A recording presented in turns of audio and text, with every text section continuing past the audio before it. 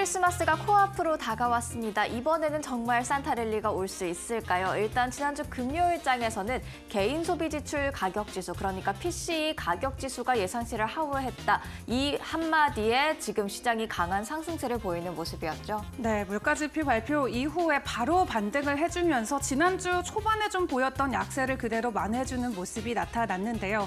다만 지금까지 홀로 독주하고 있던 테슬라만 지난주장에서 다소 부진한 모습을 나타냈습니다. 시장에 보내오는 시그널들 연말에 갈수록 더욱더 또렷해지고 있는 것 같은데요. 함께 체크해볼 부분들 바로 점검해보도록 하겠습니다. 지난주 금요일 뉴욕 증시 상황부터 확인해볼까요? 네, 3대 주요 지수 일제히 강세를 보였습니다. S&P 500 지수가 1.09% 상승했고요. 나스닥이 1.03%, 다우 지수 1.18% 강세를 보였죠.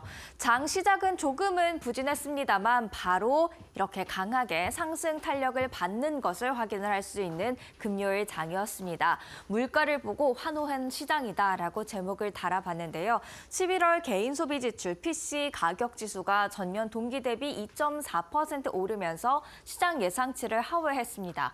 이미 지난주에 12월 FOMC를 통해서 내년에 금리 인하 속도가 더딜 것이라 이런 점을 확인했던 시장이지만 물가 지표가 예상치를 하회했다라는 점에서 조금 긍정적인 시그널로 받아들인 것 같고요. 여기에 더해서 시카고 연은 총재가 연준이 신중한 접근을 하겠다라고 이야기를 했지만 이런 PC 가격 지수를 보니 내년에 금리 인하 가능할 것 같다라고 한마디를 덧붙여주자 상승 탄력을 더 가파르게 받았던 모습들 확인이 되고 있습니다.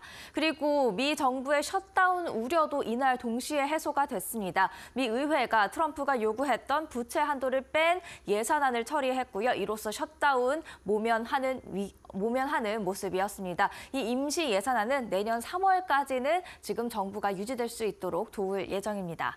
그렇다면 계속해서 다음 이야기로 넘어가 보도록 하겠습니다. 히트맵입니다. 전반적으로 다 강한 상승세를 보였다라는 것을 알 수가 있는데요. S&P 500 지수에 포함되어 있는 500개 종목 중에 50여 개만 제외하고 모두 다 상승한 완연한 상승장이었습니다. 그럼에도 불구하고 빅테크에서 하락한 종목들이 나오기는 했는데요. 일단 애플 1.88% 강세였고요. 엔비디아도 3%대 오름세, 아마존이 0.73% 올랐고 알파벳도 1.54% 상승했지만 보시면 테슬라 약세 흐름 계속 이어갔습니다. 금요일장에서도 3% 이상 빠졌고요. 메타와 마이크로소프트도 하락을 했는데 메타의 하락률이 1.7%로 조금 컸다라는 점 확인할 수가 있겠습니다. S&P 500 11개 섹터 중에서는 필수 소비재가 약보합세로 마감한 것을 제외하면 모두 다 오르는 모습들도 확인이 됐었죠.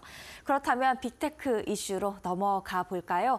먼저 엔비디아입니다. 강한 상승세를 보이면서 그간의 부진을 조금씩 씻어내고 있는데요. 시티은행은 이 젠슨왕 CEO가 내년 1월 컨슈머 일렉트로닉스에서 연설을 할 텐데 이를 기점으로 주가가 다시 상승 궤도에 올라설 수 있을 것 같다라는 긍정적인 이야기를 이날 밝혔고요. 아마존 0.73% 상승세를 기록했는데 테무를 겨냥해서 저렴한 중국산 제품들, 그러니까 $20 미만인 제품들을 모아놓은 하울 그런 코너를 마련을 했습니다. 과연 이런 부분들이 계속해서 중국산 온라인 플랫폼에 대한 방어를 해줄 수 있을지 지켜보셔야겠고요. 그리고 테슬라입니다. FOMC 이후 계속해서 약세 흐름을 뚜렷하게 이어가고 있는데요. 금요일장에서도 3%대의 하락률을 기록하는 모습이었습니다. 그리고 비만 치료제 관련주 희비가 엇갈리는 모습이었습니다. 먼저 일라이릴리 대표적인 비만 치료제 관련주가 되겠죠. 1.35% 상승을 했는데요. 미 FDA에서 비만 치료제로 개발했던 이 젯바운드에 대해 수면 무호흡증 치료제로도 허가했다라는 소식을 전해왔고요. 노보노디스크는 반면에 17% 이상의 급락세를 보였습니다. 새 다이어트 약 비만 치료제로 개발 중이었던 카그리세마 임상 3상이 진행됐는데요. 결과가 좀 실망스러웠다라는 소식에 주가 바로 급락하는 모습이었습니다. 그리고 다음 특징주 살펴보겠습니다. 은행 관련된 그런 특징주가 있는데요. 젤이라는 미 소비자 금융보호국이 3대 주요 은행과 이 젤을 운영하는 은행 소유 컨소시엄 얼리워닝 서비스를 상대로 소송을 제기했습니다.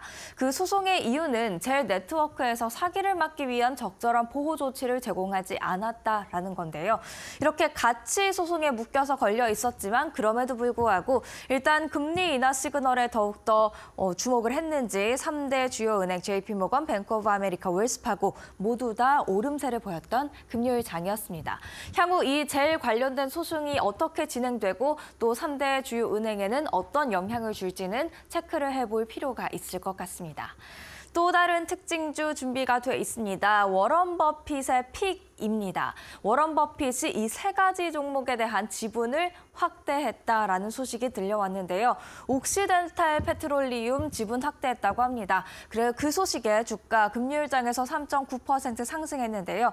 연일 신저가를 기록 중이었던 석유 회사가 되겠습니다. 연중 차트 함께 보고 계신데 지난 4월 이후부터 계속해서 하락세 기록했던 것 확인할 수 있지만 이 가운데서도 버핏은 매수를 했다라는 소식이고요. 시리우스 XM도 최근에 버핏의 주목을 눈길을 끌면서 포트폴리오에 편입이 됐던 종목이죠. 오디오 엔터테인먼트 회사 마찬가지로 지분 추가 확보 소식에 12% 급등세를 보였고요.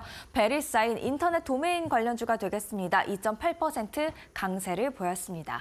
이어서 비트코인 관련해서도 관련주 체크가 필요할 것 같습니다. 비트코인 가격은 사실 지난 5거래일 차트를 보고 계신데 하향세를 보이고 있습니다. 그리고 조금 전까지도 95,000선에 5,000달러 선에 거래가 되는 모습이었는데요. 이렇게 하향세를 보이고 있는 비트코인 가격과 달리 비트코인 관련주는 강세였습니다. 금요일장에서 마이크로 스트래테지가 11%의 급등세 보였고요. 코인베이스 1.75%, 로빈후드도 3.76% 강세로 마감하는 모습이었습니다. 이어서 국채금리 확인을 해보도록 하겠습니다. 국채금리 FOMC 이후 조금은 튀어오르는 모습을 보였었는데 금요일장에서는 다시 좀 하향 안정화되는 모습이었습니다. 2년물이 4.319%를 10년물이 4.53%를 기록을 했는데요. 이 10년물 국채금리가 계속해서 올라가게 된다면 주식시장 위험 자산에는 하방 압력으로 가해질 수 있기 때문에 이 10년물 국채금리가 하향 안정화되는지를 꼭 확인해 볼 필요가 있을 것 같습니다. 마지막으로 국제유가와 국제금값도 확인해 보시죠. WTI가 밤사이에 소폭 오르면서 지금 배럴당 69달러 선에 거래가 되는 모습이었는데요. 일단 예상치를 하회한 PC 물가지표가 나오면서 금리 인하 기대감이 조금은 커졌다라는 점이 이 국제유가 수요 측면에서 작용을 하면서 끌어올렸고요. 또 달러 인덱스가 월스트리트저널의 달러 인덱스 기준 102 수준으로 내려오는 모습이었습니다. 이렇게 강달러가 좀 주춤한 것도 유가에는 긍정적인 요소로 작용할 수가 있겠습니다. 금도 사실 마찬가지 이유로 가격 상승을 이뤄냈는데요. 예상치를 하회했던 PCE 물가지표로 금리 인하 기대감이 커지면서 기준금리가 낮을 때 금의 매력도가 더 커지기 때문에 상방 압력을 받은 것으로 보여지고요. 또 금을 매수할 때는 달러로 매수를 하다 보니 달러 가치가 조금은 주춤한 것도 금 매수할 때 수요를 자극할 수 있는 부분이 될 수 있어서 가격 함께 오른 것으로 보여지고 있습니다.